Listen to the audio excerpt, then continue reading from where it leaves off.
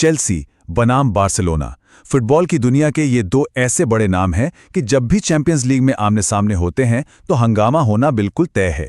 तो चलिए आज बात करते हैं एक ऐसी ही अविश्वसनीय रात की जो ड्रामा और थ्रिल से पूरी तरह भरी हुई थी। अच्छा, इस कहानी को एक सवाल से शुरू करते हैं। एक गोल को गोल मानने के लिए किसी टीम को असल में कितनी बार स्कोर करना पड़ता है? सुनने में अजीब है ना? पर यकीन मानिए, ये सवाल ही इस पूरे मैच के ड्रामे का निचोड़ है।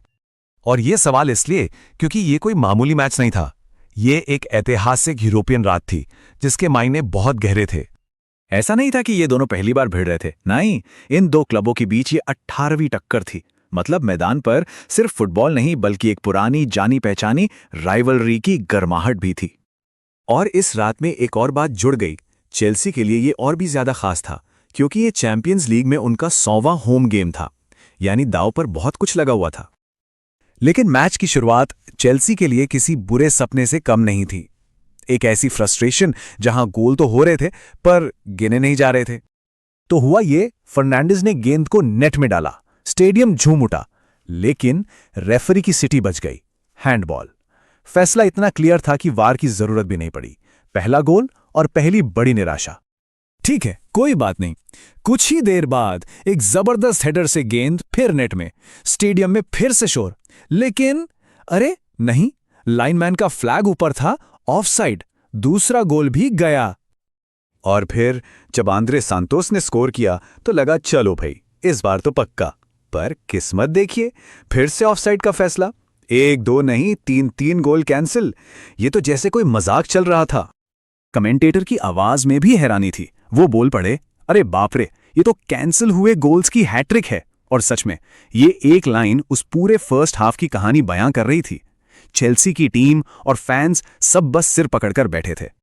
लेकिन फिर मैच में एक ऐसा मोड़ आया जिसने सब कुछ, बिल्कुल सब कुछ बदल कर रख दिया। देखिए, बार्सिलोना के कप्तान अराउजो को पहले ही एक येलो कार्ड मिल चुका था। मतलब वो एक पतली सी रस्सी पर चल रहे थे। एक और गलती और खेल खत्म। और वही हुआ जिसका डर था।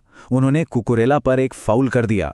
रेफरी भागे आए, जेब से निकाला दूसरा येलो कार्ड और फिर रेड कार्ड। बार्सिलोना के कप्तान बाहर। अब वो सिर्फ 10 खिलाड़ियों के साथ खेल रहे थे। ये सिर्फ एक खिलाड़ी का कम होना नहीं था, ये गेम का पूरा मोमेंटम बदलना था। और बस इसी एक पल्ले पूरे स्टेडियम का माहौल बदल दिया। जैसा कि कमेंटेटर ने कहा, बस ये शोर सुनिए। अब हवा का रुख पूरी तरह चेल्सी की तरफ था। और चेल्सी ने इस मौके को भुनाने में जरा भी देर नहीं लगाई। आखिरकार वो पल आ ही गया जिसका सबको इंतजार था। पहला गोल बड़ी ही अफरा तफरी में हुआ। कुकरेला का क्रॉस आया, बॉक्स में गहमा गहमी थी और गेंद बार्सिलोना के डिफेंडर कुंडे से लगकर सीधे नेट में। Own goal. पर चेल्सी को इससे क्या फर्क पड़ता था, गोल तो गोल होता है। और फिर आया असली कमाल। एस्तेवाओ, इस शाइनिंग स्टार ने अकेले दम पर एक ऐसा शानदार गोल किया कि सब देखते रह गए। स्कोर हो गया 2-0। 2 गोल की बढ़त। चेल्सी अपनी एक यादगार जीत की तरफ बढ़ रही थी। पर क्या लगता है ड्रामा खत्म हो गया था? बिल्कुल नहीं, अभी और भी कुछ बाकी था। मैच के आखिरी मिनट चल रहे थे जब लियाम डेलप ने स्कोर 3-0 कर दिया। लेकिन आप यकीन नहीं करेंगे, लाइनमैन का फ्लैग फिर से ऊपर था। क्या मजाक है, क्या चौथा गोल भी रद्द होने वाला था? अब सबकी नजरें रेफरी पर थीं। वीएआर चेक चल रहा था। स्टेडियम में सन्नाटा, सबकी सांसें रुकी हुई थीं। क्या ये गोल आखिरकार माना जाएगा? और रेफरी ने इशारा किया, गोल दे दिया गया। Chelsea 3, Barcelona 0। पूरा स्टेडियम जैसे फट पड़ा। चेल्सी ने इस शानदार जीत पर पक्की मोहर लगा दी थी। तो जो 3 गोल आखिरकार गिने गए, उनकी कहानी कुछ यूं थी। पहला कॉन्डे का ओन गोल, दूसरा एस्तेवाओ का वो जादुई करतब और तीसरा दिलप का वो गोल जिसने जीत को सील कर दिया।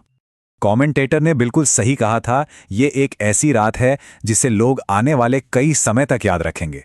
ये सिर्फ एक जीत नहीं थी, ये धैर्य, ड्रामा और आखिर में एक शानदार और यादगार जीत की कहानी थी।